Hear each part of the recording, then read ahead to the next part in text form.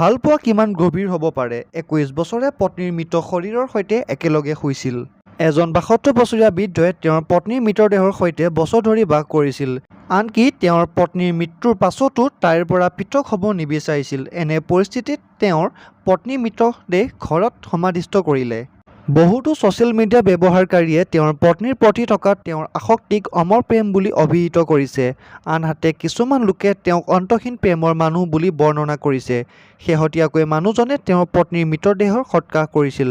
মানুহজনে তেওঁৰ কান্দি থকা পত্নীক অন্তিম বিদায় দিয়াৰ কেইবাখনো ফটো পোহৰলৈ আহিছে। 62 বছৰীয়া ব্যক্তিজনৰ নাম চাৰ্ন জানুৱাচাকাল আৰু তেওঁ থাইলেণ্ডৰ বাংখেন জিলাৰ।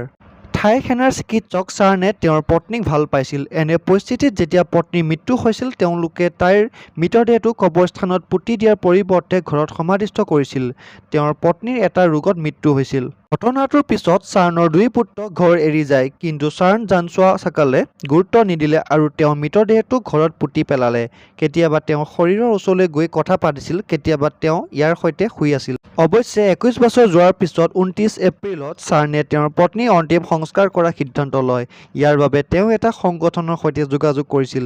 প্ৰতিষ্ঠানটোৰ সহায়ত তেওঁৰ পত্নীৰ শৰীৰৰ অৱশিষ্টবোৰ কফিনৰ পৰা উলিয়াই অনা হৈছিল আৰু শেষ বিদায় আইনমতে দিয়া হৈছিল।